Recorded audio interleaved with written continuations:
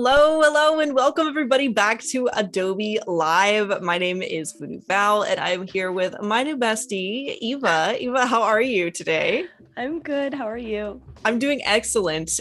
We are going to be kind of diving into day 2 of the fabulous illustration that you began yesterday, which I'm super stoked to get into. But while this is episode 2 of our drawing surreal illustrations, it is also known as the continuation of us becoming besties, as Philip Dahl says in the chat. Yes, 100%. We had so much fun yesterday. It was such a good time. I'm really pumped to get into it. Just for those of the folks in the chat who maybe weren't here for day 1 or are unfamiliar with your work or are new to Adobe Live in general, why don't you give a little intro of yourself? Just tell us who you are, what you do, and what your favorite flavor of ice cream is, which is the real question. Yeah, that's the real question. I'm an artist and illustrator based in Brooklyn. I work in digital art, traditional art, inking, painting, animation, you name it. Except I really want to learn 3D art at some point. That would be really fun. So still getting there. And yeah, my favorite flavor of ice cream. Oof, that's tough. You know what? It's a hard one. Yeah, with ice cream, I'm one of those people where it's like, I'm really craving it some days, and other days I'm like, no, absolutely not. So when I'm craving it, I like Oreo ice cream. Yeah, good choice. Choice. We are definitely vibing on the Oreo choice. That's a great one. I would love to know in the chat what your favorite flavors of ice cream are, as well as we dive into our artwork today. And just a quick reminder before we kind of dive into the meat of our content. If you folks were watching earlier, we've had some streams on for in partnership with San Francisco Design Week. If you missed them, definitely check them out. We had some really awesome pieces going on there. I actually was on earlier with Andrew Huckrattle doing some drawing on the go on the iPad using Illustrator for iPad. And then we also were kind of heralded by our good friends Claudia from Print My Soul and Alex Lazarus, who were also doing some pretty cool things. So definitely check those out and stay tuned, because after our stream today, there will be plenty of epic content to come. So why don't we kind of switch gears here and jump into a little bit of what you're working on. So maybe we can do kind of a recap. Now, we did the line art for this yesterday, and tell us a little bit about your process yesterday and sort of what you've done between yesterday and today. Yes, because as you can see, I did do a little bit. Oops. I love it. I love it. That was so much. I'm not sure if that was allowed, but yeah. Oh, it is 100%. Okay. Yeah. All right, cool. Yeah, I went in and I basically added this black. So yesterday what we did is we did the line art. We went from sketch to line art. And then today we're going to be going from line art to color. But in between, I added some texture and some shading. So all the black that you see like around the eyeball tree stuff, having to identify what I'm drawing is kind of a funny time. Yeah. Eyeball tree stuff. And I added, I went and used the hatching tool for the hatching brushes in Fresco. So I didn't actually make all these little lines in there that you see. These are actually just the hatching brush itself. So it's like a stamp that has those hatches in there. So nice. Huge time saver as somebody who does traditional hatching. I love it. And I think that those are brushes that you folks can get if you are using Fresco.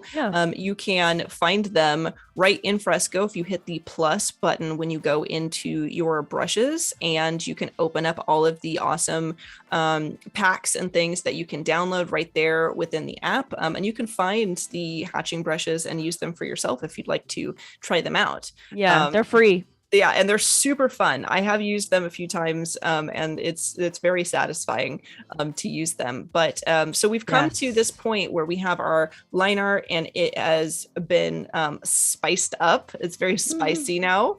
Is it? Yes, I think it's spicy in the best ways. But what is kind of coming next for this? What is our next step? So what I'm going to do now is I'm going to separate my line art from my background because right now it's all just like an image. And then I'm going to begin to flat my color. So deciding like what base colors I want for everything. And then, usually after I have everything filled in any color, then I go in and I actually decide what colors I want to use. So I just kind of use whatever color as a, for now kind of thing. And then I figure out my official color palette, and then I do the shading and the highlights, and that's what we're going to be doing today. So just color. Yeah, let's dive into it. I'm excited to see this process. Awesome. Yeah, so for any of you who have never changed like the line art to be a separate layer from your background, this is something that I don't know why I couldn't figure this out for so long, but it was like the one reason I wanted to learn digital art for a while. So you want to set your image mode to grayscale. You can hit don't merge, discard. All right. And then you're going to actually command click on a Mac on the image. Actually, sorry, first you're going to go to your channels, and then you're going to hit this little circle icon down here.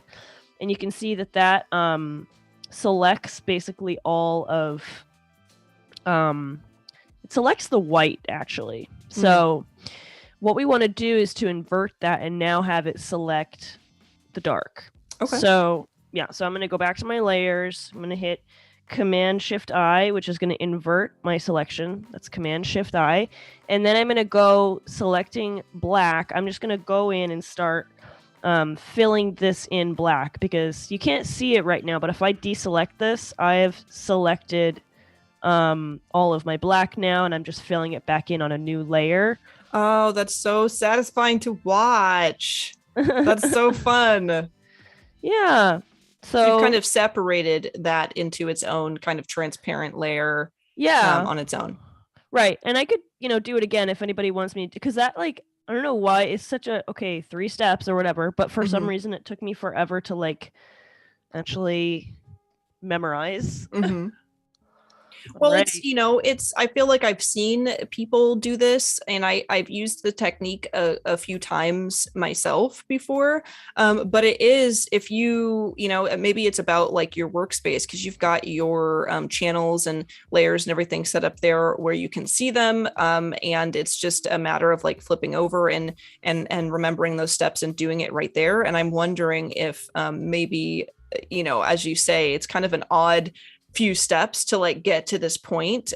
Maybe it's about the organization and everything as you kind of go through and work in different panels. And speaking of the panels and kind of I guess, what is the word I'm looking for? Just kind of really solidifying that workflow and making sure you have everything that you need where you need it. Editing your workspace is actually a really great thing to do. Do you have any parts of your workspace that are not necessarily the default standard when you're first opening up Photoshop that you've kind of altered to suit your needs, or even custom hotkeys? Do you use custom hotkeys for anything? I have in the past used custom hotkeys, if it's a huge project or I'm animating in Photoshop, which is a whole other thing. But it's one of my favorite things, though. Animating in Photoshop is fun. The timeline, yes. I think that's something that I really do like about Photoshop, that you can move around all these panels. And I like to keep my, I don't know why, I always like to keep my color in this kind of setting right here. I'm not sure what this is actually. Gradient, is it called? I'm not sure either. That's the one I typically use too, but there are a lot of other settings. You can turn it to CMYK, and this might be RGB. And then there's also RGB swatches and all that, different views of your colors. Right, exactly. But I tend to keep everything pretty standard. Something that I will say, and I'm going to get into now actually, is I do change some settings in my selection tool. So when I have it on Magic Wand tool, I'll have it selected on sample all layers. And that's important because or just with any selection tool, I have it selected to sample all layers And that's important just because then if you're on any layer here, like right now, I'm not on my line work layer. I'm on a separate layer. I can still select this and it will select all these little pieces for me from the line art. And that way I don't have to switch back and forth between my line art layer and the layer that I wanted to have the color in. You know what I mean? That's amazing. So when you're working like specifically with line art, if you say had everything on one layer except the trees, and then the trees were a line art layer of its own right above that, if you have sample all layers, you could still select components within that as if it's all in the same layer, even though it's all separate. Exactly. And I also amazing. I also have it set to like select multiple. So you see like these little boxes here, you can switch back and forth between. I think it's standardly set to like select one at a time. And I selected select multiple. So that just makes it easier to like hit all of the tree branches at the same time and then fill them in, you know? That's amazing. Wow. I will probably end up doing that. I do have a few like little key changes that I have made from default Photoshop that just like really help my workflow, and I feel like that fits in really well, especially with like my personal process. So I'll definitely try that. I'd love to hear in the chat who is this something that you have heard of before, or was this a new bit of information, new pro tip for you, and would you also try that out in your workflow? It just makes it so much faster. Like, this is why I color in Photoshop versus Procreate, because you know it's just so much faster. So I'm like right now I'm selecting all of my tree leaves, which look like tears. I love it. And then what I'm going to do, this is the next step to this pro tip, and I learned this from a friend in college. Actually, I never even knew this existed, and when she told me, I was like, oh my god, what have I been doing my whole life? You know that feeling when you learn something that changes your workflow? Okay. So now what I'm going to do is, now that I have everything selected, I'm going to go to select, modify, expand. And what this is going to do is it's basically going to expand my selection. Oh, wait, I found something in there that I did not want selected. So I'm just going to... Just glimpsed it real quick. Yeah, there you go. Select, modify, expand. And what this is going to do is it's going to expand my selection by like just 2 pixels, which is like not much at all, but it makes a huge difference because that means that now there'll be no white space. If I zoom in, you can see it's like selecting a little bit over my area. And so there won't be any like gap between my line and the fill that's inside of it. Like usually there's a teeny bit of like pixels that didn't get covered. That this like makes sure that everything really does get covered. For sure. And then you just get like a nice clean fill underneath those lines. And there's no little empty space. There's no pixelated edges or anything. That green, I am living for this green right now. I love it. I just picked it off the top of my... I like colors that are like sour colors, like a plum or an orange or like an acid green. And then I think they also look super cool in like a desaturated kind of way, like almost like old comic book, like halftone comic book pages and stuff. I just feel like it's a really cool vibe. So yeah, you did say this was like a placeholder kind of color, but I do think it looks neat. Thank you. Yeah, I mean, I'd always pick ones that I actually might like, you know, and then I end up changing them as I go. I think one of my, like you said, just like this is a tip that you had learned that kind of like changed your process and blew your mind. One of mine that I try to show to people as like often as possible is years and years ago, a really wonderful artist named Stevie Ray Drawn taught me how to set up a hotkey to transform my piece from color to grayscale. So I could just toggle a hotkey. And while you're viewing it in the grayscale mode, you are still sampling and painting in color. So it Whoa. doesn't like, it just turns your view of it. And like, it's like if you go into your settings for view, and you know how you can change like all of your view settings, and Right. how it, if you set like your device to simulate to 20% gray, Uh-huh. you can toggle with Control Y, and it will go from your color to grayscale and back and That is forth. so useful. It's so great because, especially with like, because I paint and sometimes I do like semi-realism, and I've got like all of these values and I'm trying to like kind of paint in a 3D space, you know, and being able to check the values when something's not quite working is excellent. But typically the way that I see people do it is they create like a black layer and put it on a blending mode, and then they toggle it on and off. But with that hotkey, you don't have to do it. You can just grab, you know, just hit Control Y or Command Y and do it. And then while you're viewing in grayscale, you're still painting in color. So you can kind of toggle back and forth, and there's no like I used to accidentally paint on that black blending mode layer. Right. Like all the time, or paint over the top of it on a different layer and then realize like, oh my goodness, you know, I've kind of ruined my layer format. But super, super handy. I would love to know in the chat if there's anything that you have learned while you're illustrating in Photoshop, even if you're doing graphic design or anything, like a pro tip that you learned that just totally changed how you looked at your workflow. Share it if you can.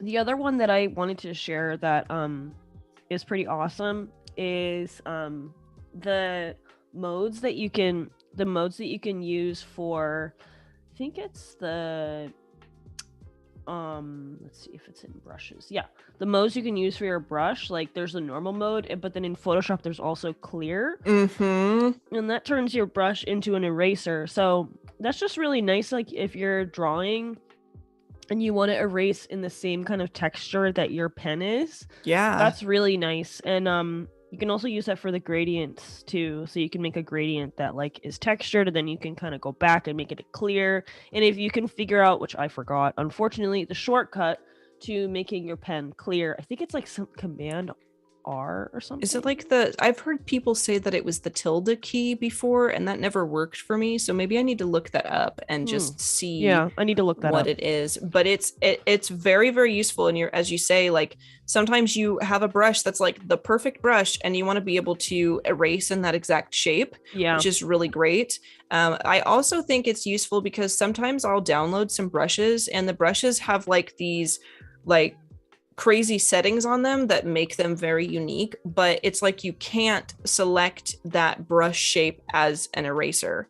Right. And it's like default, like set to being a brush. But if I don't have to worry about that, or go in and edit the settings, because I don't, you know, if I download a brush from someplace and it's like the perfect brush and it has all these settings that I normally would not alter myself, I don't really want to mess with them as I'm working. And I definitely don't want to, you know, it's just a lot.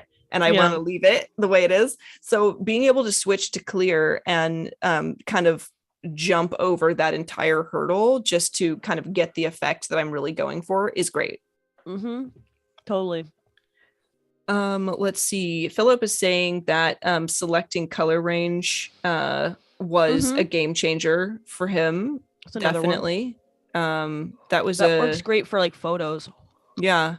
Oh, Becca's saying that I have that set up. I assume you're talking about the hotkey for the grayscale. So I said that my friend is a wonderful artist, Stevie Ray John, had taught me how to do that. Sam Peterson and I learned at the same time. So like years ago on the Adobe Twitch channel, when we were streaming on Twitch, this has got to be in like 2015. Stevie Ray Vaughan was showing it, and I think like all of us saw that stream, and then all of us who were streaming on the Adobe Twitch channel, we were like, we have to do this. We have to do this.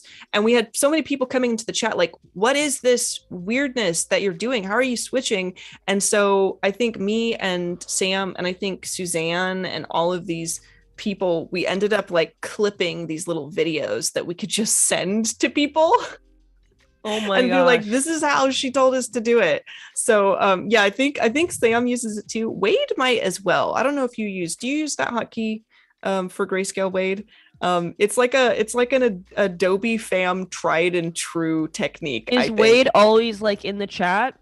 Wade is our moderator for this segment. So okay, he would be scheduled. Normally like, this is like, hey Wade. Yeah.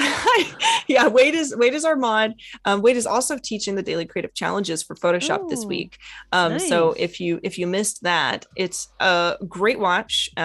I was watching what you were working on today, and it's awesome. So definitely, if you want to learn more about Photoshop, more little pro tips and tricks and techniques, check out the daily creative challenges. Hang out with Wade and learn from him.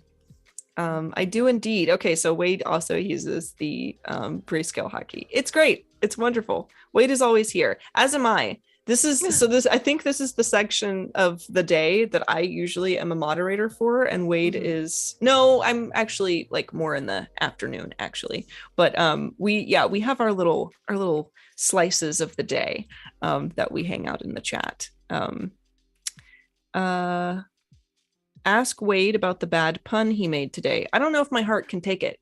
I don't think I will ask him that. I don't think I will. I know that you are saying that you are using placeholder colors, but I really like this a lot. Thanks. Yeah, I'm trying to, it's not like I'm just kind of putting whatever in. I am like thinking about it, and like, I mean, obviously the fire should be hot, so I chose orange, but I really do like a lime green with more of like a bluish green or like a mint green. That combo is one of my faves. Yeah. So as I'm coloring the hair, now I'm going to switch from the selection technique that I was using for the leaves and the fire and things that just have less texture. You can easily select it with like the magic wand tool. That's what I was doing because it's pretty much a solid shape. Okay. But with something like hair or maybe like this eyeball area or maybe like this textured tree trunk, I'm probably going to switch over to the pen tool. I don't know if anybody here uses that, but I use that for ultra precision. I will go in with my pen tool, see it change colors, maybe something like a yellow color here. And I'm just going to start to select this as a shape. So in order to use the pen tool to make fills like this, you need to have it set to shape. And then once you've made your first selection, you need to just say select multiple, which I'll do in a second just to show you. So nice. I'm going through here, and this is like, I know it seems really tedious, but it's like this for me is the most precise way to fill stuff that's super detailed is to make it a pen tool selection. And then to just turn it into a normal layer afterwards. I agree. And I think this is kind of how I myself started getting a little more comfortable with the pen tool, because I realized, like I said yesterday, I use a lot of like textured brushes. I think we kind of have a love for the same kind of brushes, it would seem.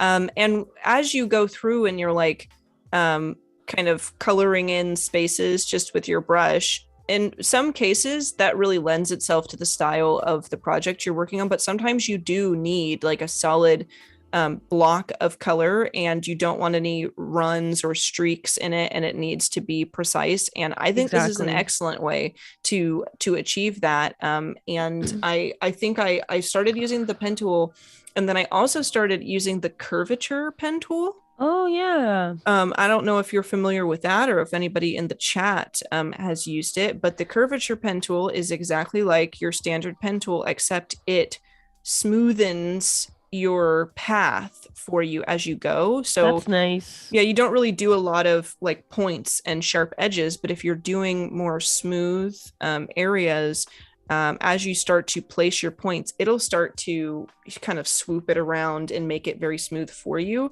because that's the only part of the pen tool that I just really never took to, is making like a perfectly round shape with it. It always has weird like kinks at the corners and stuff like that for me. And maybe for filling in pieces like this, it's not as necessary to have perfection, because you are going under the line art. Right. But if you're using the pen tool, this is a great application for it. And if you need something that is smoother and you have some trouble kind of smoothing your paths and shapes that you make, check out the curvature pen tool. It's good stuff. Definitely.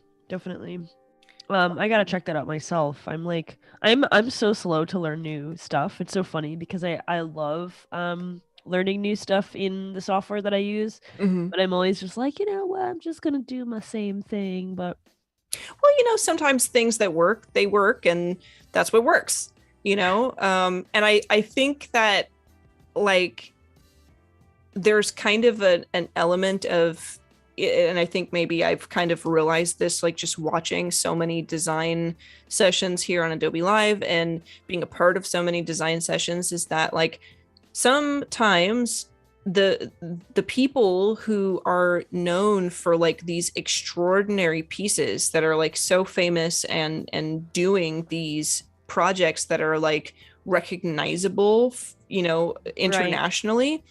Right. I think that, you know, we as artists, I don't think we're very good at not, you know, comparing ourselves to other people and making assumptions about our favorite work, you know. And one of those assumptions for me definitely was assuming that if you had, you know, art that was super renowned, and you're a super renowned artist yourself, you must have like this wicked wild process that you're doing. But a lot of these people who are doing a lot of big jobs, especially people whose work is in high demand, their steps in some cases are very short, very straight to the point, very simple, and they're just doing their thing that feels the best, without any need for some of the fancier techniques. And I think that's perfectly valid, you know? Yeah. I mean, some people just use Photoshop for like 2 or 3 things, and it's like, that's cool, you know. But I can see in your work, like your work is very like highly rendered, and like I'm sure you probably have like thousands of layers, you know.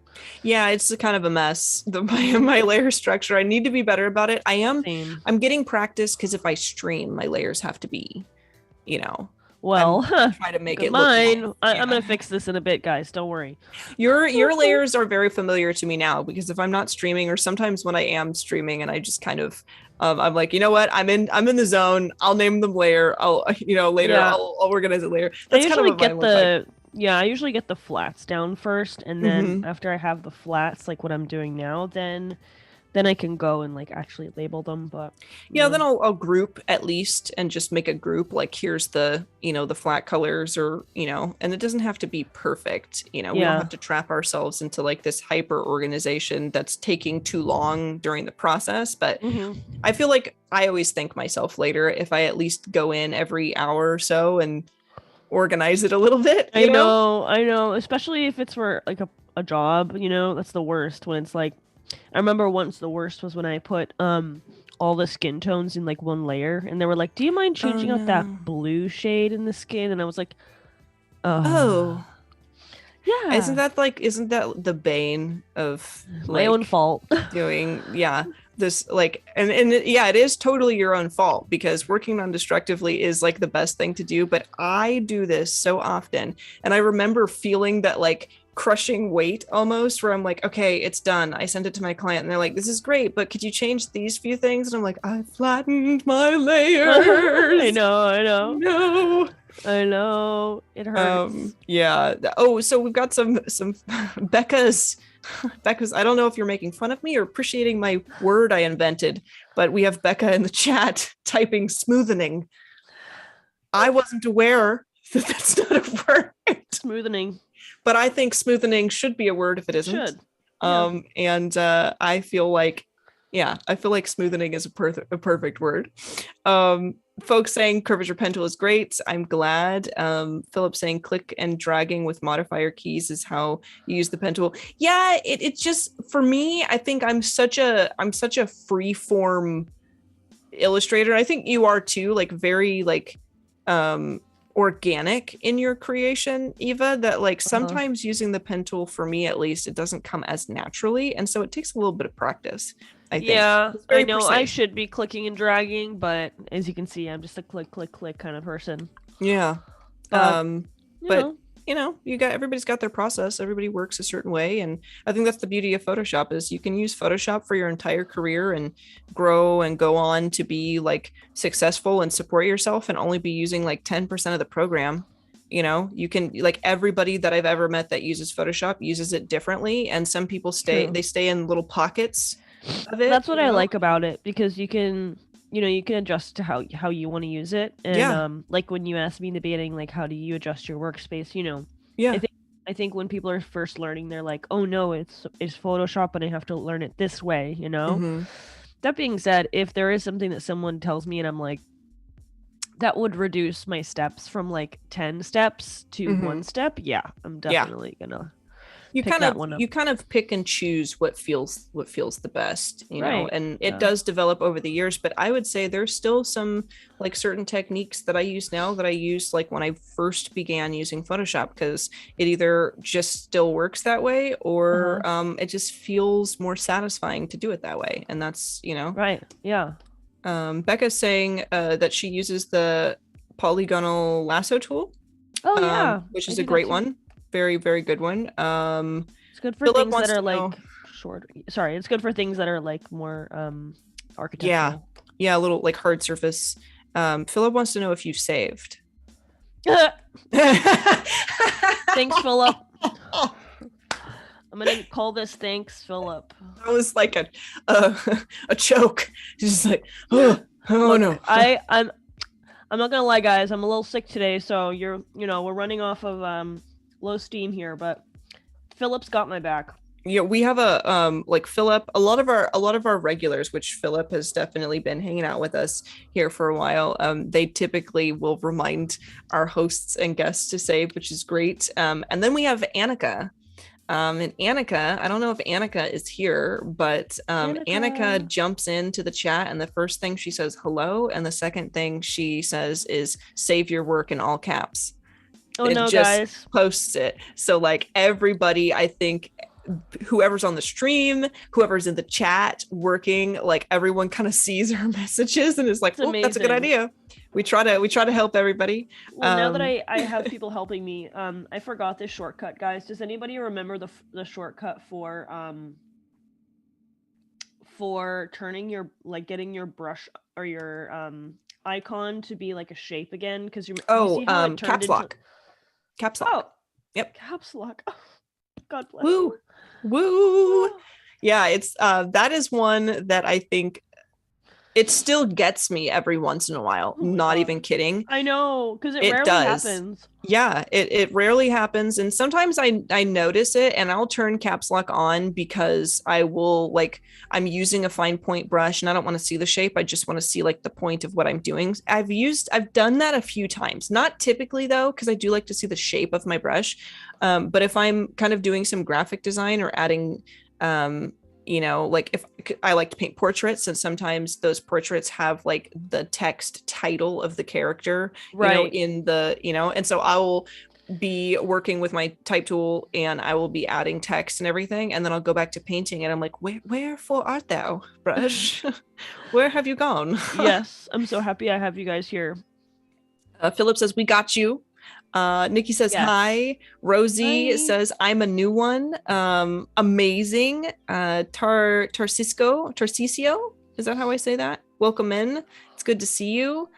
D Cruz, hello. I would love to know, and this is a question that you asked the community yesterday. I would love to know how many of you folks came through via a post from Eva, and how many of you were just kind of like basically, how did you find us today? Are you a regular? Are you, did you see us in passing on a platform going live? I'd love to know. I made my way to Adobe Live like from Twitch. That's kind of how I made my way. And I feel like I see a lot of people come in and say different things. A lot of people are like, oh, caught you on YouTube, or, saw a post on social media. I've had people say that they joined via email, like an email that went out. I'm very interested. So let us know. That one is amazing. Email. Yeah. Receipt, welcome in. It's good to have you with us today. So yeah, I'm loving the colors, and I do have a question for you about your Yeah. colors. And I can see that you're like kind of just freely um picking colors out of your color palette there. Uh-huh. But I'm wondering do you ever select a color palette beforehand? And I understand like if you're working for a client, they'll probably give you like color suggestions and stuff. But Yeah. when you have, kind of the choice and the freedom to choose your colors, do you have colors that you gravitate towards? Do you use any tools to help you select colors, or is it just kind of a lot of experimentation, selecting and seeing what feels right? I would say it's the latter option, but I will also suggest that I do use a few sites sometimes when I'm really trying to study color palettes and like push Mm, myself to not choose the same colors yeah, like I'm yeah. doing right now. I use Adobe Color. Nice, I nice. I use Coolers. Anybody heard of Coolers? Yeah, yeah, for sure.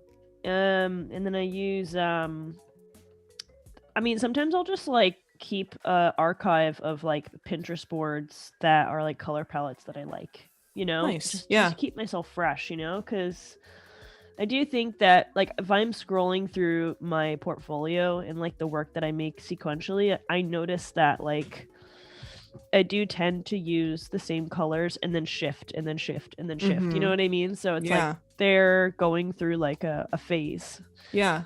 which I think is good, Mm-hmm. but I never took any like color theory class. So I do feel like a good way to practice different colors is just to like steal other people's colors. Yeah, yeah. Hey, I didn't take a color theory class either, and it's actually something I struggled with, which is why for a majority of my painting career, I actually paint in grayscale first.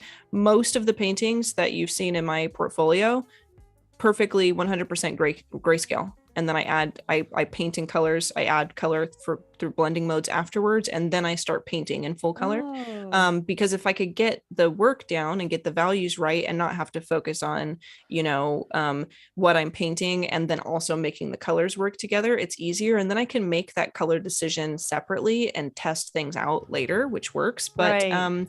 one of the things that I have found using Adobe Color that has really like exponentially just kind of transformed how I use color and how I visualize color. And this is the part, let me know if this is ever a struggle for you or you folks in chat. I have a hard time just starting a painting in color because I can't really, number one, I start to mix the colors, and if I haven't made a good color choice right off the bat, I feel like things start to get muddy. And then when they get Yeah. muddy, my painting doesn't look nice and I lose confidence in my painting. That has happened to me numerous times. And then, so grayscale to color is easier for me there. But also, sometimes I see another painting that really inspires me. But I don't know exactly how to use those colors to create the same atmosphere that this artist did, and inspired me with. And so one of the Right. things I do is I take that painting that inspired me and I bring it into Adobe Color and I sample a color palette from it. Exactly. That's what I like the most about Adobe Colors. You can actually bring in Yeah. people's artwork. Yeah. And it's so useful because then I have the color palette that I'm supposed to be working with that I wanted to try out. And I also can kind of look at that piece that that person made and see where they're using those colors. And Yeah, you can as study it. you can kind of figure out like, well, so I have the colors, but how am I to use them? How am I to, put this into motion and take action with these colors? And it is a really great learning experience. Yeah. So check it out if you can. And they also have a lot of cool palettes in there that you can just like download and like it'll be right into your color palettes in Adobe. The color really palette nice. there is so nice, where it just being able to click a color from like an Adobe color palette, import it into your libraries and use it like a little painter's palette is so great, because you don't have to like switch to it. You can just tap it and then it changes your brush color to that, and I can just sample and click and do my thing. Yeah. Very exactly. cool. Let's see. Stacy is saying, can you please show the toolbar again? Oh, sure.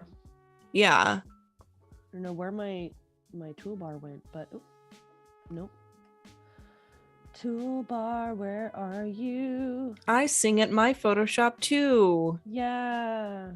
Okay. Don't know where my brush went.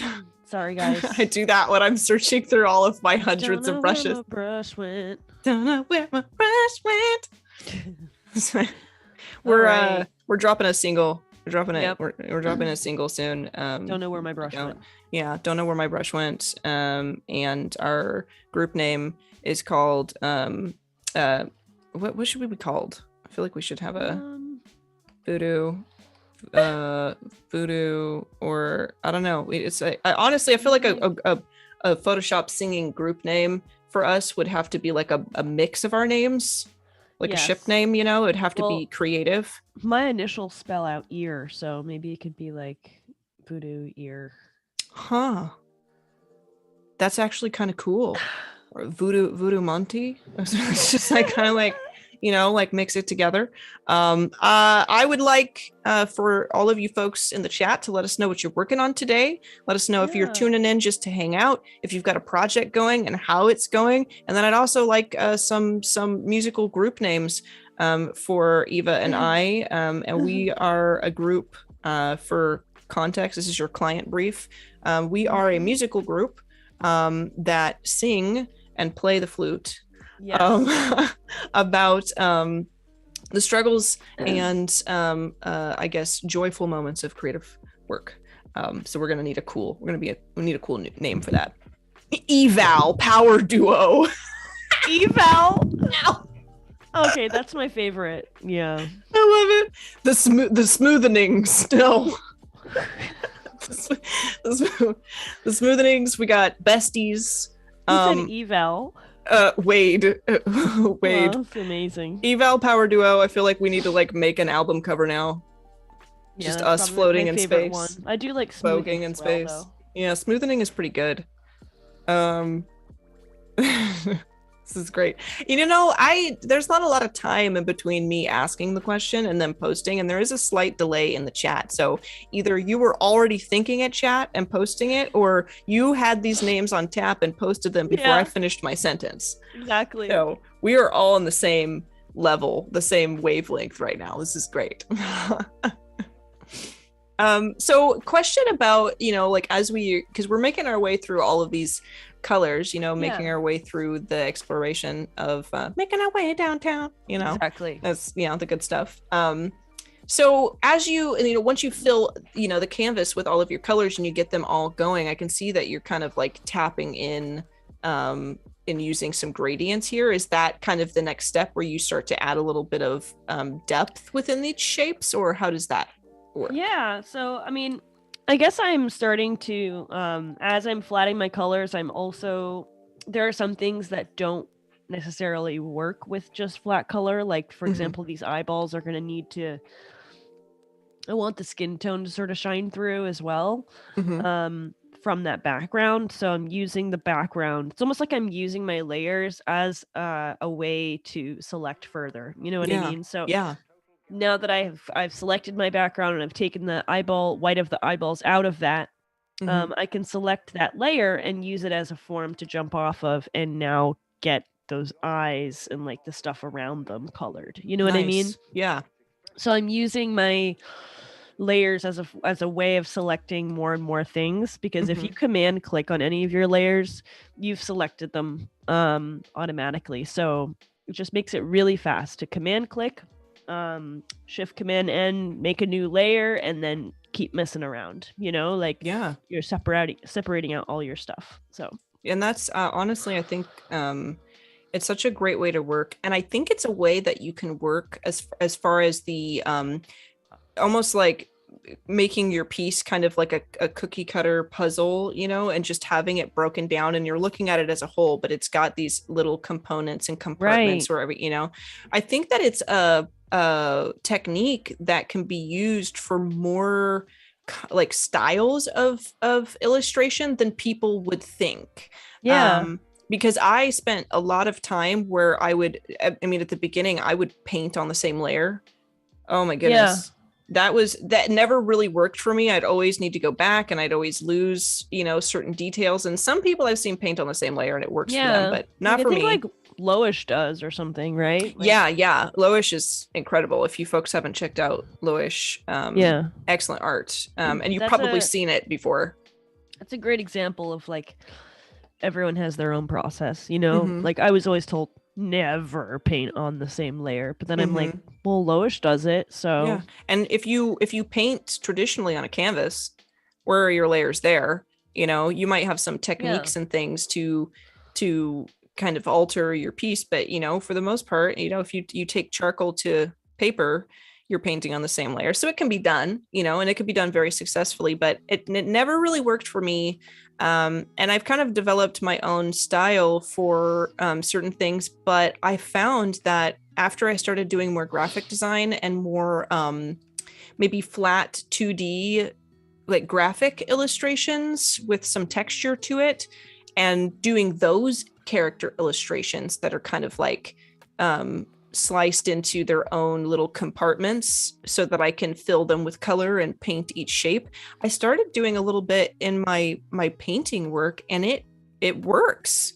wow. You know, it's just separating. There's a lot more variation there, but I have my background separate from my character, separate from the clothing, separate from the hair, and all of these things. Yeah, and you know, it's not as detailed as far as how many little pieces I have, but separating things out and painting them separately really helped my brain just kind of click with what I was doing. Yeah, it changes the way that I think about stuff while I'm drawing too. You know what I mean? Keep track of my painting that way. It's almost like while I'm drawing it, I'm keeping in mind, like I'm keeping a little checklist. Yeah, you know? yeah. And I'm looking at my work and I'm like, okay, this is the hair, this is and I'm hyper aware of everything that's in my painting. And I feel like I have more of a mastery over what I'm creating, rather than like, I don't know where these things are. You know, I don't know where any of these things are. There's a weird, you know, red swipe here, and I don't know what layer that's on. And my layers might be crazy, as I said earlier, but I do like to group them together. So at least all of the character is right here. All of the background is here. All of the shirt is here, you know? I mean, at the end of the day, you don't need to justify what you, how you worked in Photoshop, because the artwork is, at the end of the day, what people are looking for. Although it is kind of a nightmare when a client asks like, oh, can I have the PSD? And I'm like, no, I don't know if you want that PSD. Nope. I don't know if you want to see that PSD. That's going to cost extra. You're going to have to pay me to organize this. No, I've had so what do you do with that? And I think that's a good question. And it's a question I've seen folks ask in the chat before, because they're very unsure. And that is, what do you do if clients ask you for your Photoshop document, either ahead of time or at the end when you're not expecting it? And how do you handle that? Do you share Photoshop documents with clients when you do the work for them? Or is that like an extra charge? Or is that just something you never do? I have a couple times, but I just have them sign something that says like the PSD is only for, you know, editing the colors for the purposes of, you know, whatever magazine it is. So it's kind of like, you know, basically saying like that they can't go ahead and make like thousands of reproductions of your work. So yeah, I've done it on rare circumstances where, for example, I did it this year where they wanted to change the color of my art to match the color palette of their magazine, but they weren't sure of what that color was going to be. And I was going away for a residency, so I didn't have, I literally wasn't going to have my computer on me, so I just gave them the PSD and I said, change it however you feel. And then another circumstance was, you know, working with an advertising agency where like they needed the PSD to like put the art into the format of the, you know, whatever it was for. So I will, if it's like, especially if it's a high paying job, I'll usually do it. Yeah. And it's integral to the whole reason why they would commission you. You know, that's different. Exactly. I've had people ask though, when it's really not necessary. Yeah, no, I wouldn't do that. And I'm like, nah, you know, I illustrated a Twitter user icon for you. You don't need the PSD file for this unless you're going to be messing around with it. That is such a popular thing, isn't it? Like, yeah. Like, what's the process behind? Like, how do you? It's not something I've done in a while, but actually something I was thinking about opening up commissions for like in the next few weeks. So, maybe it's good to kind of start formulating it in my head, but it's just, I do like a flat rate. And I will open up little slots for like tiny commissions. And I'll say I'm taking X amount of commissions for an icon for your, like a little user image for your Twitter or your Instagram. And I'll post a couple of samples and say, like, this is what it looks like. This is the information that you can give to me, because I'm not going to have somebody be like, well, I'm going to need dragon wings in mine, and I'm going to have 2 different colors of eyes, and my eyebrows have to be fleeky. You have to limit it. Yes. 4 scars that are hyper specific for this like little chibi illustration. I'm like, I'm not doing that. Here's the information you can give to me. Yeah. Too much. I try to outline it as specific as I can, and then say, here's how many slots I have. This is the price. One thing that I really like to do with small commissions is I tell people to ask about sponsoring a commission. So if I do tiny commissions and they're very inexpensive compared to my larger project prices and things, if it's like $40 and I'll draw you like a little, I try to make them, cheaper so that more people can approach me for them. And it's something that I wouldn't be doing unless I was having fun doing it anyways, but I like to say, ask about sponsoring one, because if you buy one for yourself and then toss me money for another one, then the next person to ask gets it for free, like paying for somebody's coffee behind you. And I do, like, if someone sponsored one, then I'll raffle off a free one to someone who can't afford one but really wants one. So little things. That's typically awesome. How I do the tiny commissions. It's pretty informal, to be honest, but they're really fun to do. Yeah. Really I feel fun. Like I should start doing that. I'm like learning from you. What format do you deliver? Like I said, it's very informal, and with tiny things like that, I have an invoicing process, but I just send them a PNG. There's the image, and I will sign it at the bottom with my little tag if I want to, but it's theirs to use for their branding from then on. So I don't, if they don't want that, and it's just yours. And I suppose taking the image and it doesn't have a watermark of mine, somebody could steal it, but I don't think that anybody's going to believe that it's theirs if I have 50 of them on my Instagram and did some of them live. Totally. So I'm unworried. I'm unbothered. Yeah, exactly.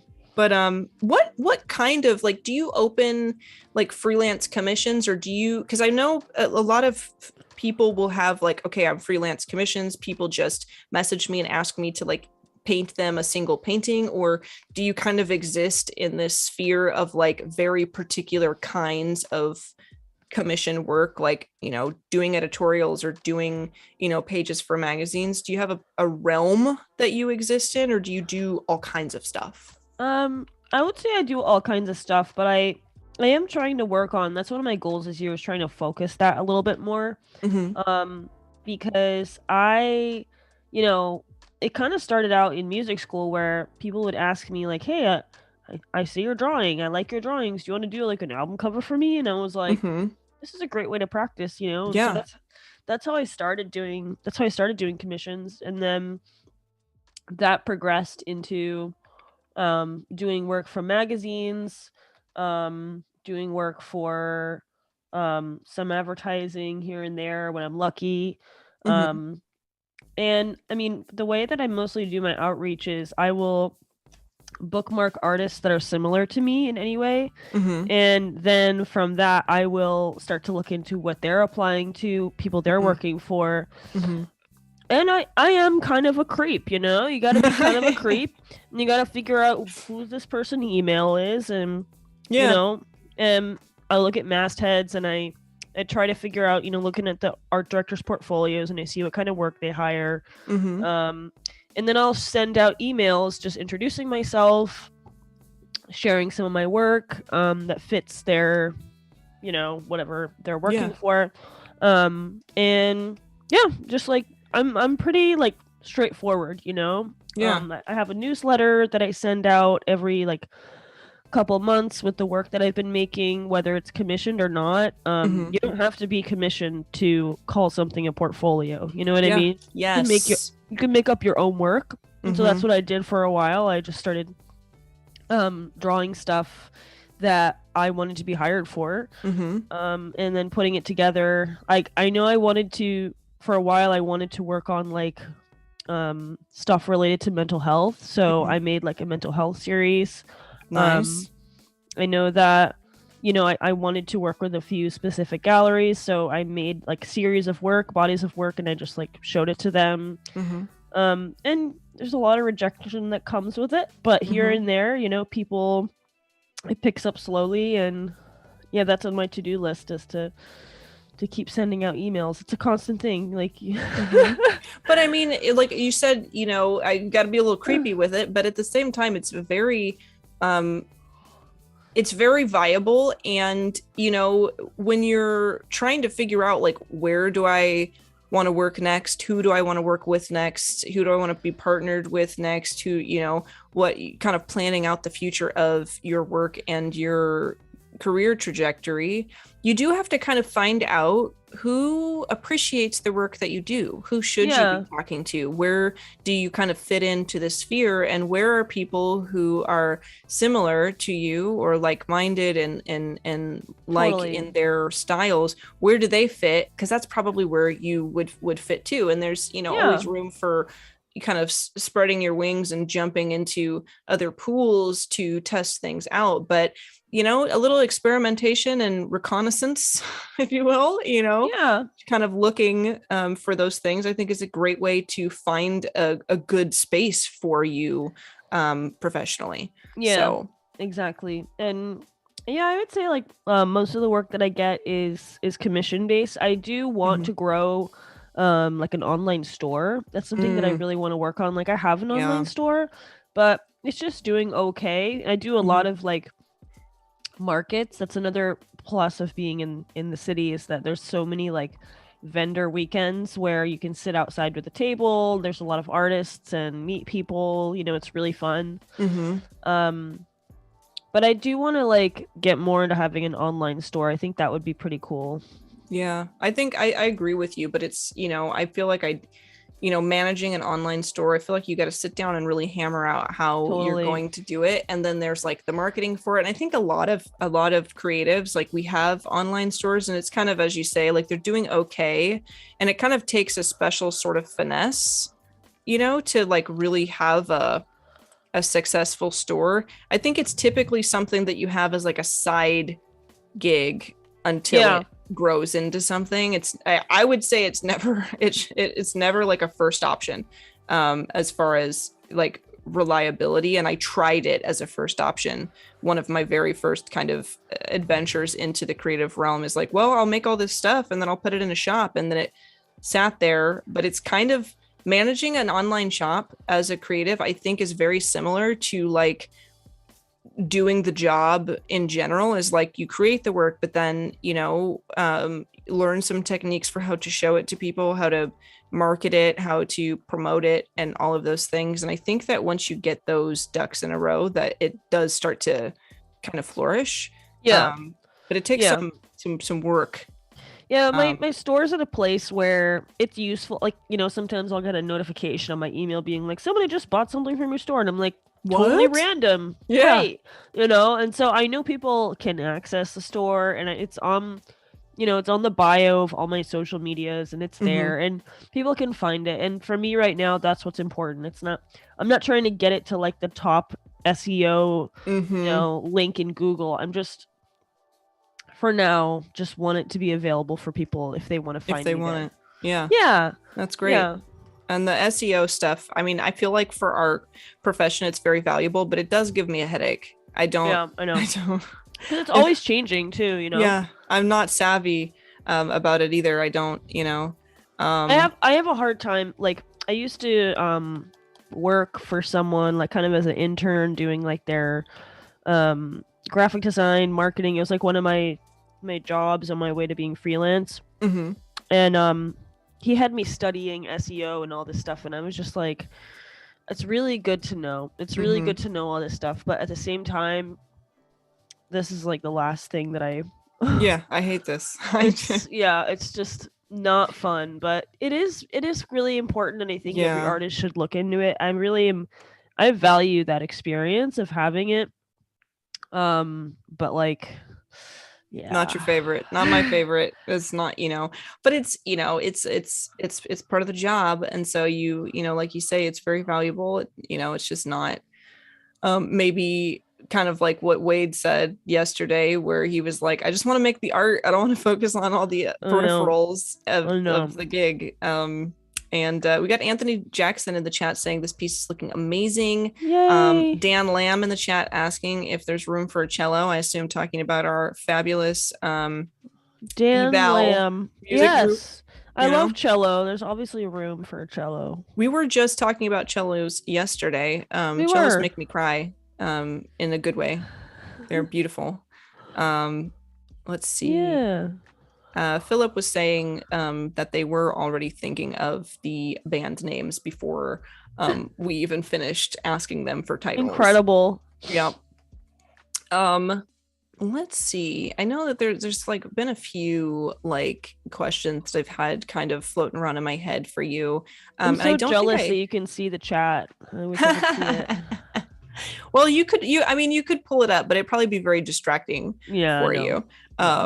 But I was curious about, because you said that you listen to a lot of music and that really kind of influences your artwork and inspires you to work.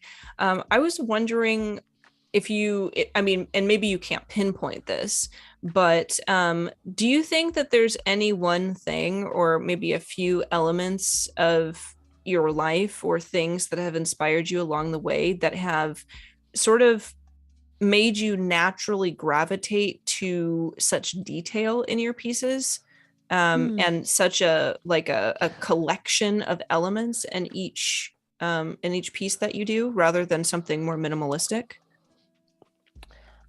That's a good question. I think that first of all, I just am laughing at myself because I've been coloring this head upside down. Becca was asking, like, I want to know if she rotates that right side up or if she colors it upside down. Yeah, I can't believe that I was just doing that, like, just without thinking.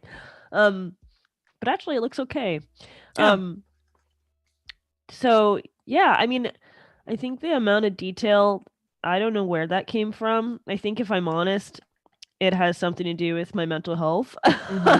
Because there's something about being busy and being like really in the zone of something and like microscopically, packing in all this detail. Yeah.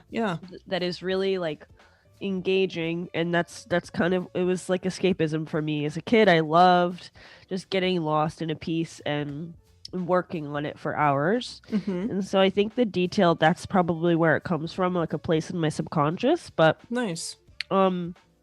I think that my mother was an artist, and she's more of a painter. She does like watercolor painting and acrylic. And I think she taught me a lot about color theory and all that, and like I said, I didn't study color theory, but she kind of did teach me a lot of it just from as a kid. I'm watching her. Yeah. She had books of color mixing guides, and she was so careful about what colors to use all the time, and here I am just like slapdash and go. But I think she definitely influenced me with, like, if you look at her work, I wonder if I can pull some of it up. Oh, I'd love to see it. That would be cool. Yeah, if you look at her work, it's like, it's very flowy, but in a different way, in a more painterly way. Let's see if I can. Yeah, I'm so excited right now. Let's see. She's, oh wow, this is her work, and so it's so like, wow. Yeah, it's very painterly and sort of like plein air, and then she does more house stuff. But let's see, maybe so you can kind of, I don't know if you could see how this influences my work, but I think it did influence it. There's a lot happening. Oh my gosh, the water that just that very first water painting Oh yeah. just kind of shows that right there, that is Yeah. a person with a serious understanding of like how the Right? water looks and works. That's incredible. Shout out to Linda. Yeah. GG, Linda. Love it. But I could see maybe because yours is it's illustrative. If and then you kind of said something that was like on my mind yesterday, where like illustrative or illustration is such a broad kind of term that could mean anything. To me personally, illustration is like line work to me. Yeah. And then painting is like paint. And then like the bold shapes like flat design or I guess just like large shapes without any line, to me that's like graphic illustration. But I think people have different kind of descriptions of that, but I can definitely see how the two of you have such totally different styles personally, but it still has like a level of detail that is similar in that there is so much to look at in both of your work. And I think the movement in her work, like her work is very full of movement. In a different way. It's like movement through color. And she's really studying just the color, but like it sort of bounces around in different places. And I think that influences my work. Like she always she did teach me kind of composition basics, like have things on the bottom be more weighted, and like 3 elements is always good. You want to have like one sort of like jewel color, she was teaching me all this kind of basic stuff. And I think that, me as a little kid, I would come up to her and be like, "Hey mom, look at this house I drew. What do you think?" And she would be like, think about the perspective. As a little kid, I'm like, okay. I don't even know what that is, Mom. I don't know what perspective is. Never heard of that. Oh, that's so funny. That's so funny. She was always kind of hard on me, but I never took it in a way that was like, she was never harsh, She was it was more empowering, maybe, to learn certain things. And I mean, look where you're at. You're doing this and you're very accomplished and you know what you're doing. So it worked. No, I'm just humming along here. Hey, you know what though? Isn't that how it feels? And maybe I do want to do like a little reminder. In about 20 minutes here, we are going to do the artist spotlight. Okay, cool. Yeah, and for those of you who are unfamiliar with the artist spotlight, have never seen it, there's a tab above the chat. If you check it out, that is where you can learn more about where you can submit or nominate yourself or another artist for a future spotlight. So we have one chosen today, but if you would like to be our artist spotlight, which is, we're just going to pull up a portfolio and take a look at another awesome artist's work and give them a little highlight here on the stream. If you'd like us to do that for you, definitely submit your portfolio. Or if you have another artist that you admire, or maybe a friend of yours, go ahead and submit them as well. Just fill out the form there, and they will be added to the pool of folks that we choose from to spotlight. Yeah, it's a good time. But I think, to what you said, I was like, you're doing it. Look at you now. And you're like, I am just humming along. Isn't that how it feels though? Yeah, it is. I mean, yes. It really does. And I think that you'd be surprised how many artists that you love and admire really don't see themselves the way that you see them. I have, my mind is blown every time I receive a email or a message from somebody just like thanking me for something, and I feel like I'm humming along or stumbling through the Photoshop woods, but I don't think that many of us creatives have an eye for ourselves. We have an eye for other things and communicating in that way, and I think we're a little hard on ourselves. It's very easy. Social media makes it easy that way. I think we talked about that yesterday, but just to compare yourself. And I think it's also like, my thing is just, I see other creatives online, I'm like, that art is so cool, I don't know how they did it. And then in my brain is like, if you don't know how they did it, you could never do that. You are not capable. And I'm like, oh darn. shucks, I'll move Yep. on. But it's not true.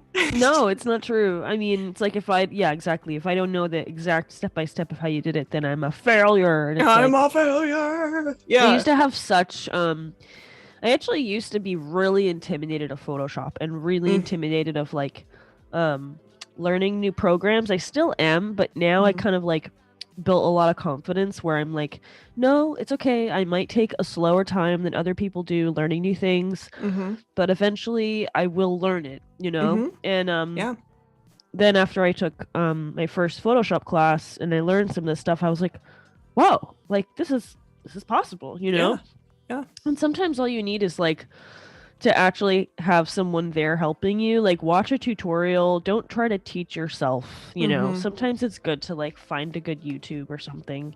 I think a little bit patience and self-love goes a long way when you're learning new things, especially creatively, you know, just kind of giving yourself time to understand. And I can't tell you how many times I kind of elongated my artistic journey throughout learning certain lessons and stuff, simply because I would get so frustrated with myself and feel so so just I was just like totally self-conscious of what I was doing, what I was creating, that I would quit. I couldn't bear it because it didn't look good to me, or I didn't feel confident in what I was doing, or I was looking at so many other artists and thinking I'm not that good and I can't be that good. And I just kind of stopped. Yeah. The moments where I actually sat down and was like, okay, here we go, and actually made like that first achievement doing something new, then I was like, oh my gosh. Yeah. There's a certain kind of like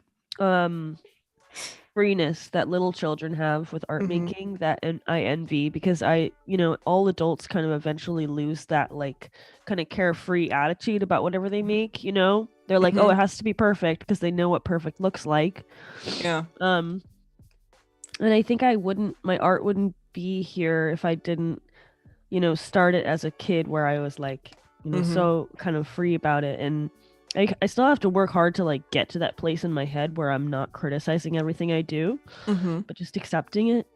And then you have people who are like, I think we have somebody who comes to the stream and didn't start doing digital art until their late 60s. Yeah. Like, whoa. Or there's like Yuko Shimizu, if you heard of her work. Yeah. Started when she was like in her late 30s, Now doing great. It's crazy. But I feel like, we're all very different.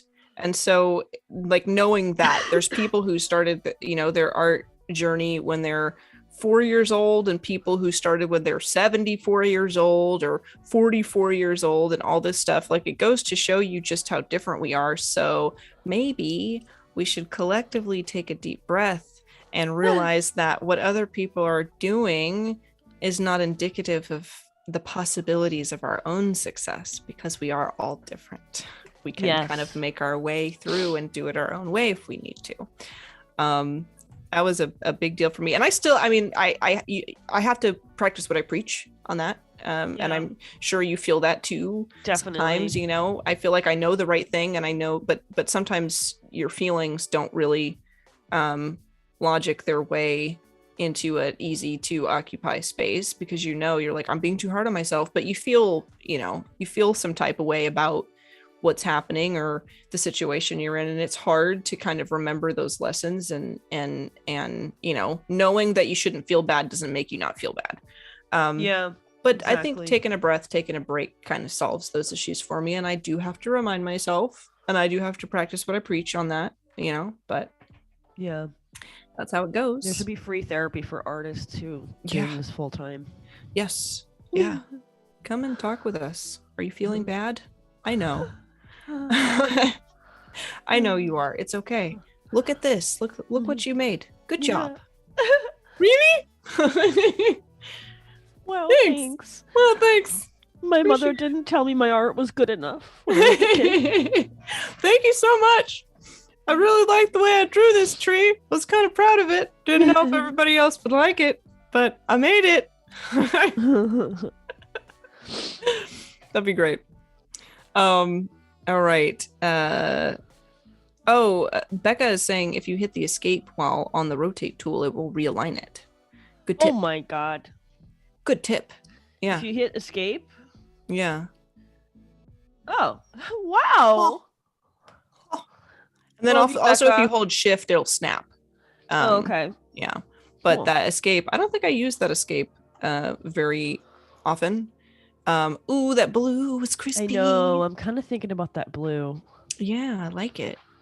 I had it. I can't remember. Oh yeah, I had it on something like a lime. that. Yeah, like a lime-ish I think green. the blue does look better. Yeah, maybe like a subtle. I almost just pronounced the word aqua the way my grandfather pronounces aqua. He says aqua. Aqua. Aqua. Where's he Get from? your aqua. He's a southern guy, so like I don't know. I mean a lot of that family is like Louisiana. I'm half Creole, so like Louisiana, and then like into like Mississippi and all that. So nice. Aqua and orange. Orange is one of my favorites. I love it. Yeah. Imagine my surprise when I got into my first art class and realized I pronounced half the colors wrong. Oh my god. Thanks, guys. That's okay. I didn't even know the name for half the colors.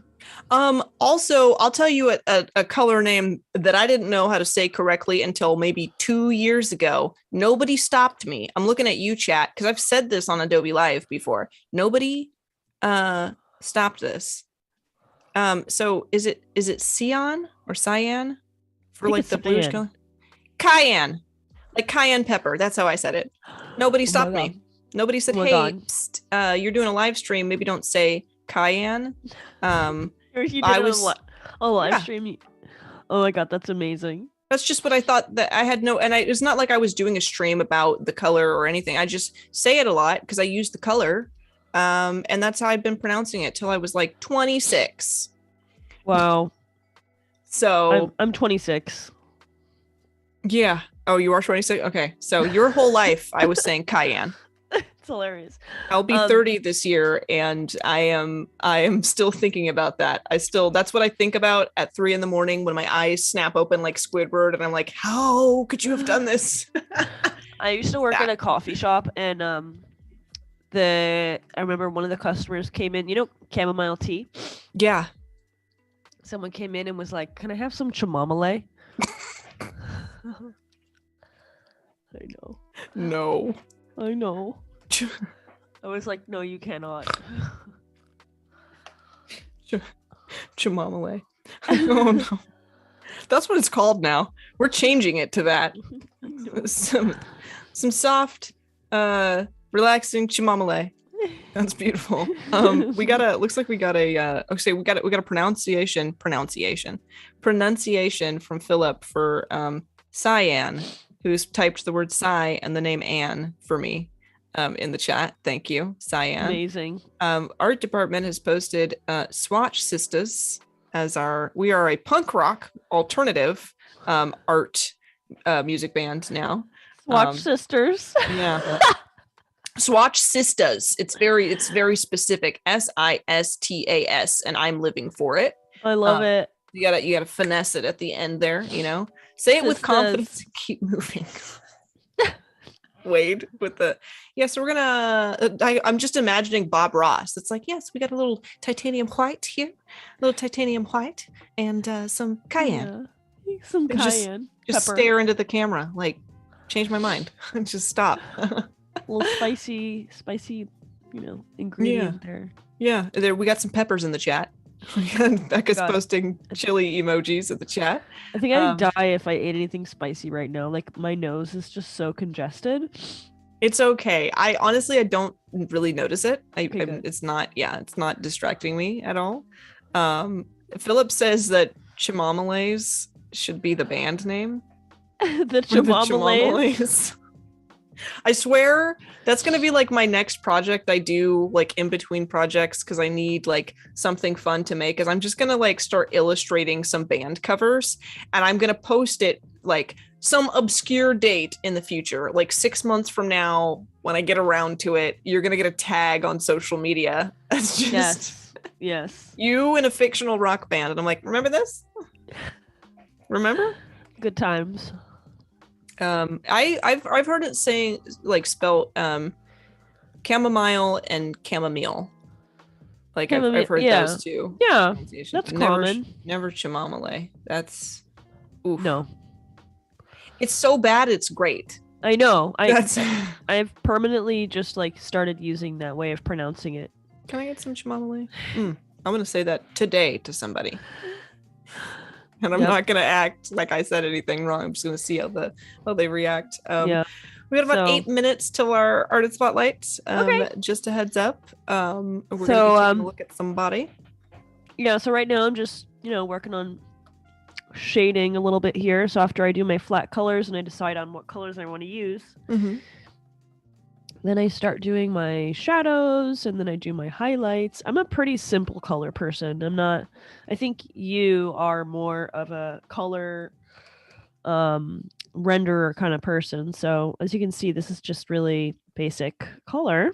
I think it looks great though, how you're kind of blending that ombre. And you're right, I am like more of a color person, I guess, as far as like, how I am rendering with them. But if you look at my portfolio, 90% of it is purple and black. It's the same colors. I do use the same colors a lot. So but yeah, I love how you're kind of like bringing this wood color down into the green, and I love the choice to kind of make that green color almost like the trees are like oozing down into the ground, which is just so cool. Yeah, I kind of wanted I wanted it to look like trees, but also like a very, very long teardrop. That's the goal I was going for. So like, they're sort of dripping from the eyes. Yeah.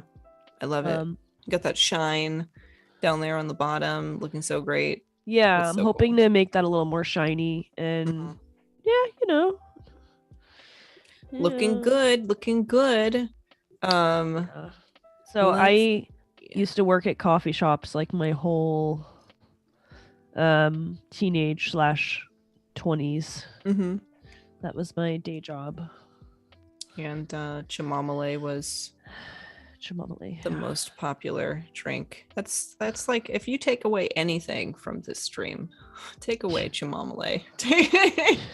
I'm glad you found it entertaining. Yeah. It's like one of my favorite things now. I'm gonna keep it with me next to my heart always. Good. So we are gonna switch gears here in a few minutes. Okay. But in that time, I know that you're kind of, as you said, kind of working this color and getting all this stuff in there and starting to blend it. Is this the kind of step that goes through all of the different elements now of just like kind of painting and blending these colors and things, or is there any other step that is like like a super necessary step after we come to the finished like block in of color point? I would say adding my highlights, and then I'll start playing around with the color modes at the end. When I'm painting faces digitally, I will mess around with the color modes a lot, and the color modes I feel like help me out a lot with my highlights. So I will be showing a little bit of that later, and then I usually mess around with more textured brushes towards the end. So I'm still sticking to my simple Kyle dry media gouache brush here, and then I'm sticking with the same brush through the whole thing here. And then once I'm done with the basic shadows, then when I add my highlights, I can start to change around what brushes I'm using. So yeah. Nice. All right. Awesome. I love it. I'll let us know in the chat if any of you folks have any questions about any of that. And then we'll probably, after we finish the spotlight, we will certainly come back and do any finishing touches or things that we kind of need to do to our piece before we take off. Okay. But now would be, because when we do the spotlight, I won't be asking Eva any questions and stuff. We'll come back to it afterwards. So if you folks have anything that you're dying to know now, it'd be a great time to throw some questions in the chat, and then we will circle back after our spotlight. We got Wade in the chat posting links to Kyle T. Webster brushes. Good stuff. Yes. I love it. Wade is also saying, now I'm curious how you might say, and then he posts a couple, like a word here that I'm not going to attempt. Is it Talo blue? How? Oh, Thalo. Thalo. Yeah. There's a lot of extra letters in there that are unnecessary. We don't need them. Yeah, like, isn't there a P in there somewhere? PHTHALO blue. Thalo blue. But Thalo. Thalo. Yeah, I could spell that with like 4 letters, not 7. I only need 4 of them. This may have been answered in part 1, but is Eva using an iPad or a laptop? I'm using a laptop. Specifically, I am on a Mac Mini with a monitor that's the really old Wacom Cintiq. Nice. And then yesterday we were working on an iPad because we were working in Fresco, I believe. So kind of a multi device, multi-app workflow this week. I got this Cintiq, this really old Cintiq off Craigslist. Super lucky find. This lady was moving, and she's moving to Hawaii. It was like middle of the pandemic. She was like, screw this, I'm going to Hawaii. And she was selling like all of her stuff, like all of her 4 computers, one of them including this giant Wacom desktop for like, I mean, this stuff is expensive. Yeah. And it cost me $500, which is a crazy deal. Wow. I know. I was I will be picking that up right now. Yeah, I'm coming to get it. Save it for me. My first Cintiq that I got, it was a 13 HD, and I also found it on Craigslist. And it was like $300 or something. Wow. And this was years ago, so it was like a new thing. When I got it, it was like, it was like brand spanking new. It hadn't even been used. It was still in its original packaging. And this guy was like, yeah, my brother decided he was going to be an artist, but he decides that he's going to change his job constantly. So he bought like Cintiq. He bought like 4 monitors and like all this stuff. And he's like, and he left it at my house and says he doesn't want it anymore because has a new idea. And I was like, what? God bless this man. Yeah. And he was like, he says, I'm not worried about making any money on it, really. It wasn't mine in the first place. He just told me I could have it. So, like $300, it's yours. And he brought it to me, and I plugged it in at the Starbucks to make sure it worked. And it did. And I thought that was wild. So yeah, I got it. I did upgrade. My desk space is a little small compared to, because I've got a lot of stuff on my desk. So I do have a 16 HD now, which is like a good size for me. But I dream of one day having one of the, like the big desk ones. And aren't they like mega expensive now? This is like the old one. So yeah, it's painful. It's painful. But Adobe has one in the studio. And so I've gone to the Adobe HQ studio a couple of times, and I got to use it once, and I was like, this right here, delicious. Yes, I love it. Everybody's kind of freaking out about, I don't know, we've got a lot of weird stuff in common, like oddly specific things. Bought our Cintiqs on Craigslist, homeschool, playing the flute, so many weird little, it's amazing. Yeah, and then before that, I had a Cintiq, a 16, I think it was like a 24 Pro. Nice. And you know what? It kind of gave me a lot of hand pain. I mean, it was, I think I needed to buy the right stand for it, and the stand was like mega expensive. Yeah. So I ended up selling it, but I'm buying this one instead. But I just prefer having one that's like big enough for me to work on. You know what I mean? Like having a big screen sometimes is worth it. Like this iPad that I got, it's great, but the screen is so tiny. Yeah. So it is about time for our artist spotlight. All If we want to right. switch gears real quick, Sure. we Should I will pull it pop up? over. Yeah, go ahead and pull it up. So our spotlight today is going to be Victor. Some folks may actually recognize Victor because Victor is great. I had the wonderful pleasure of streaming with Victor once, and we designed, get this, on the stream that I did with Victor, we were designing bionic arms for children who were missing limbs. Oh my god. No Yeah. way. And they were like, we got like the he might have some kind of project for it on his portfolio. I'm not sure. Okay. But yeah, if you want to scroll through, maybe he has posted it. I don't know if he's posted that or if he would have something else posted somewhere. Maybe not here. Maybe it would be someplace else. But we can, you know, we can stay here. Okay. But yeah, Let's it was click like, through you some of know, these. really cool. Oh, I love that. Sorry. This is so Going cute. too fast. Adorable. I love these. Yeah, oh, so these clean. are so cute. Yeah, very, very clean. Very clean. That is great. Yeah, he's really good. Yeah.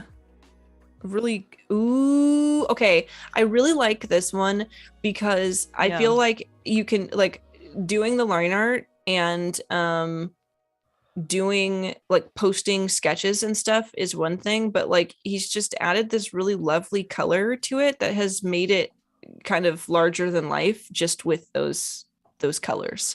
Yeah, the gradient is like so beautiful. Yeah, it's just become infinitely more interesting and great, and I love it. I do love it. Let's see. Do you want to go to, if you go back out to the projects, and I would love to see the one that's like the SVAD, like in the yellow up there up top. Is it a shirt logo? UCF School of Visual Arts Design for an end semester t-shirt. Yeah, I thought it kind of looked like sci-fi to me, and I wasn't sure, but I actually think that's a sick t-shirt. Yeah, I actually really like that. He also I would has wear really it. Nice photos.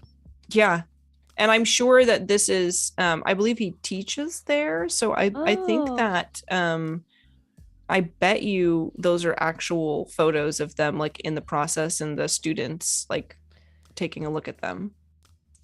What is that? What does the caption read there?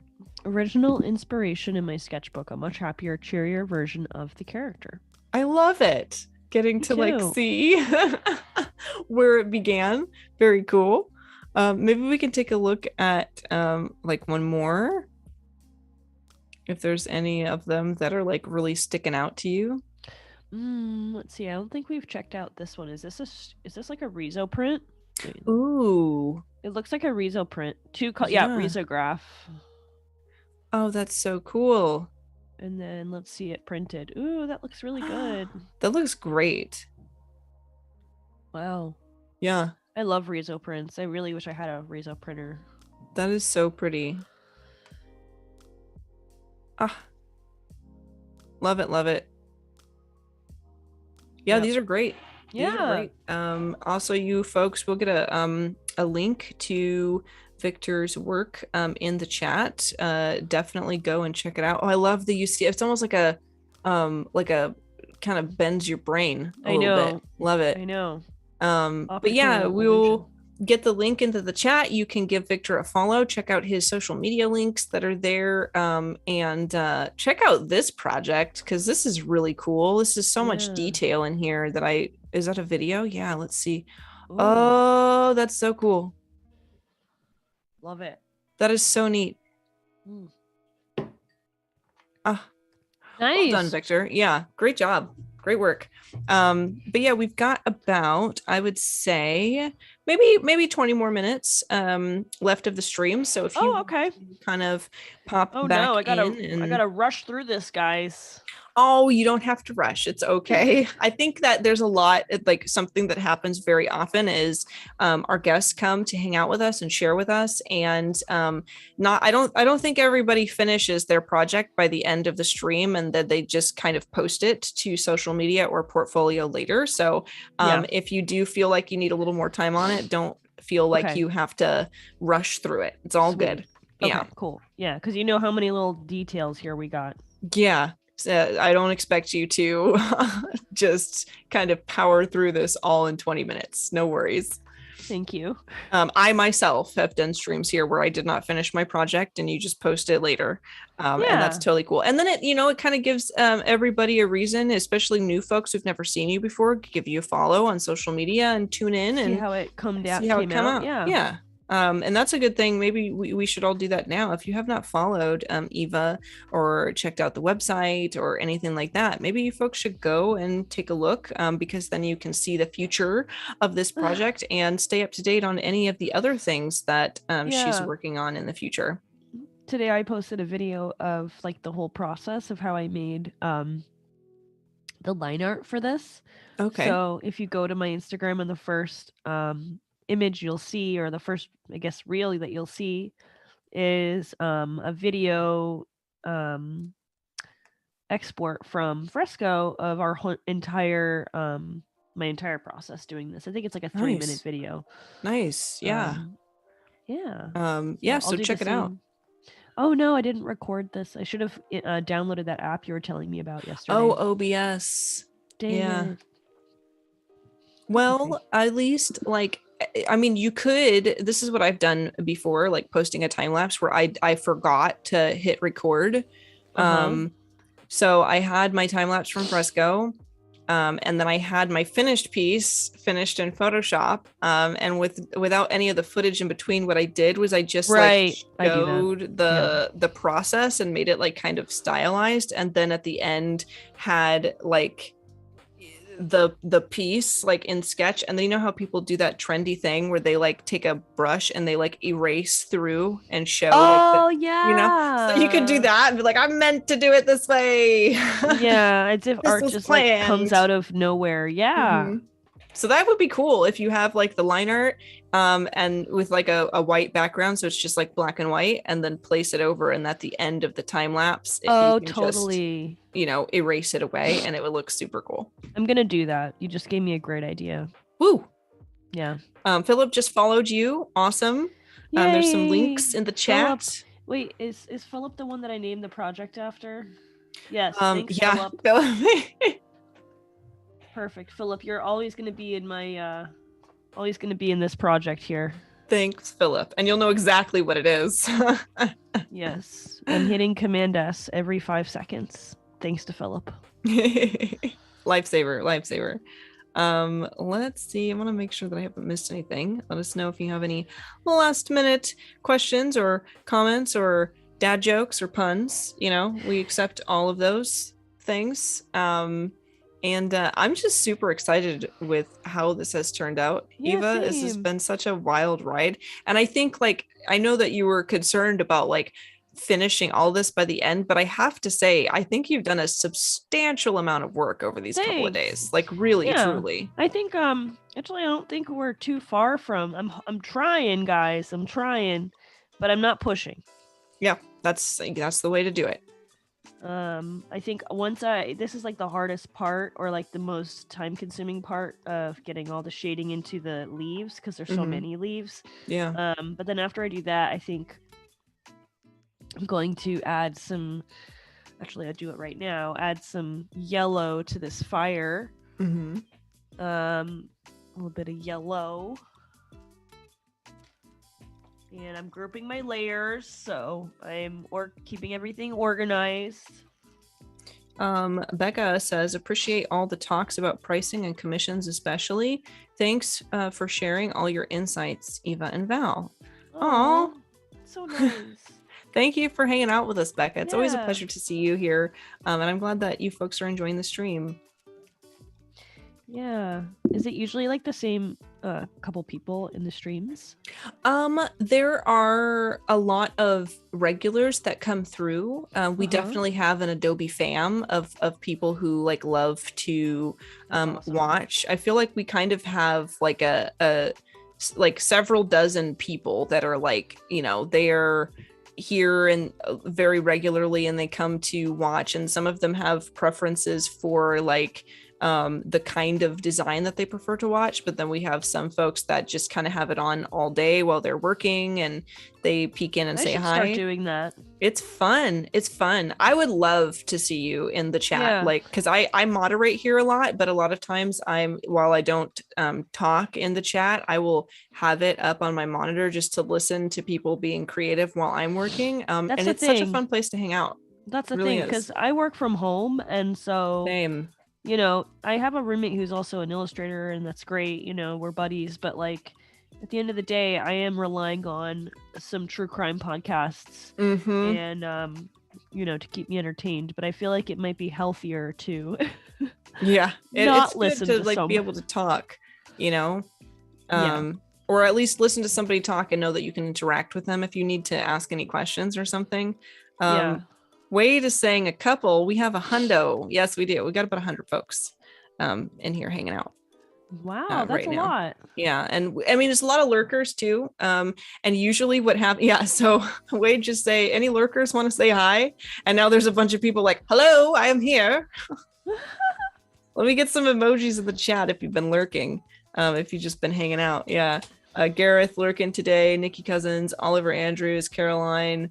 Welcome in. It's good to see you. I mean, you've been here, but for some of you, I'm just now realizing that you're here.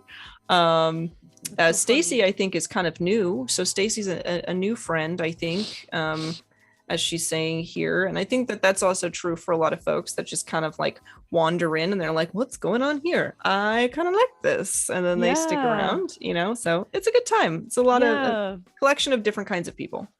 I sent a link over to my students today, so maybe some of my students are in there, but who knows? Nice. Yeah, I would love to see some. Do we have an apple emoji? I want an apple emoji in the chat if you are one of Eva's students. I feel like that's a good. It's cute. A good student. Probably not. Yeah. I want to see if there's any apples. Probably Don't be shy. Probably not. They don't want to, you know, they're sick of learning from me. Like, you know what, Eva, we have a scheduled time for this. Exactly. Well, actually, I don't teach much Photoshop. Actually, I'm kind of like, I love Photoshop and I use it all the time, but most of my students are doing iPad stuff. So nice. Let's see, we got about roughly 10 minutes here. Oh my God. Just kind of, I hope I'm not pressuring you with the announcements. I just don't want you to be caught off guard when we do start to wind down.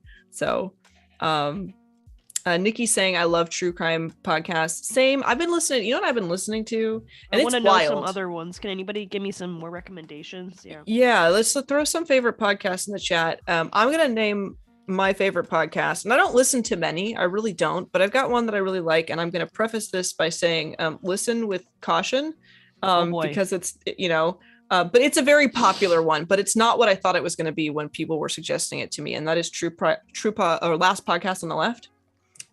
If you've ever heard of that. Last Podcast on the Left is like historical accounts of unexplained occurrences,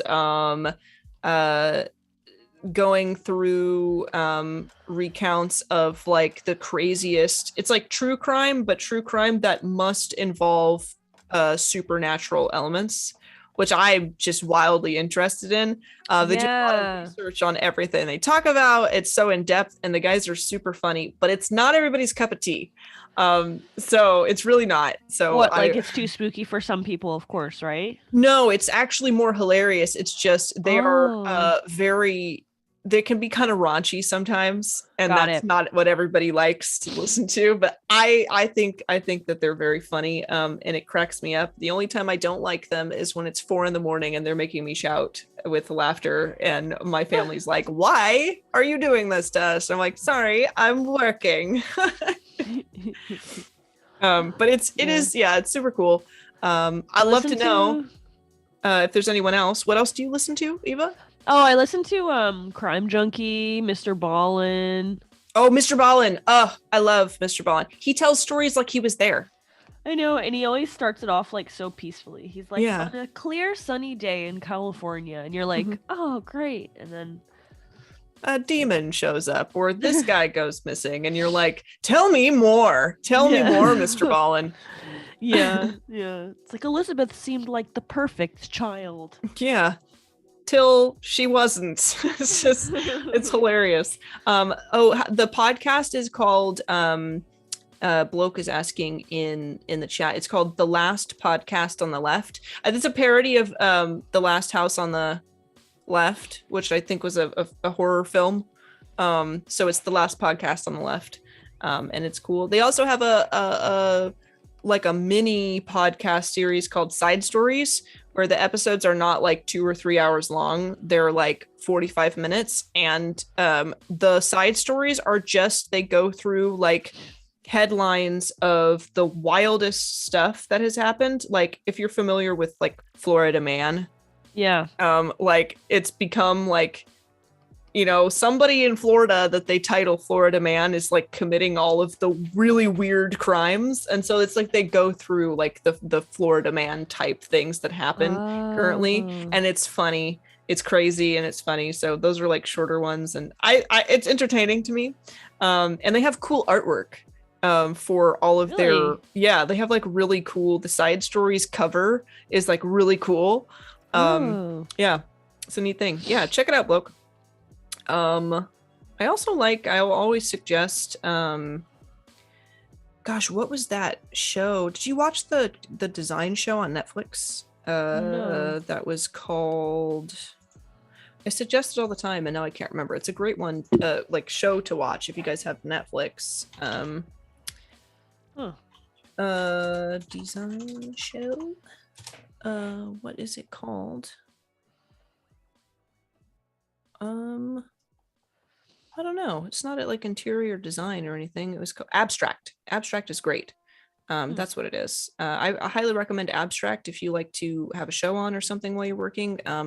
Every episode is a different artist that does art in a different medium, and they're totally unique, wild mediums. There's a lady that she genetically engineers bioorganic material to grow buildings and statues. Oh my god, what? Yeah.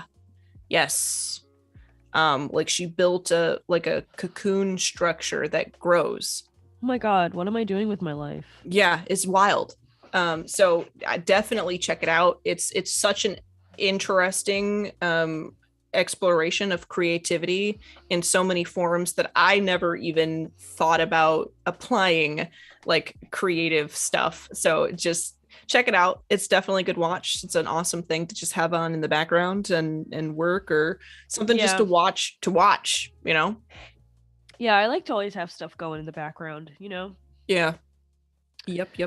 Okay, so I'm thinking, here we go. Almost done. Looking so Maybe I'll good. make it. Yeah, we've got maybe 5 minutes. I might make it. Ooh. I love it. So you're making this green. I was wondering if the eyeball part was going to stay like, I feel like it's like flat white in there, but for some reason, because of like some of the shading, I'm registering it as like silver in my brain.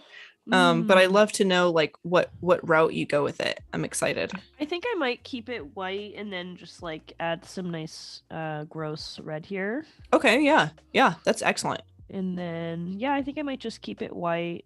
I'm loving it. I think it looks good as white. I just wasn't sure if you were saving it for last or if you were going to change it or how that was. Are you trying to say Val? I'm sorry. I'm not trying to say kidding. anything. I was trying to so I was like, does it sound like I'm not satisfied with leaving this fight? No. What are you trying to say? My goodness. Abstract's already on my watch list. Excellent, Oliver. Yeah, you should definitely check it out. Guilty Addiction to True Crime miniseries on Hulu right now. Yep, and there's a bunch of them. So I feel like there's never an underabundance of true crime to watch. I've heard lately that people are falling asleep to true crime podcasts. That's like a thing. I never knew that.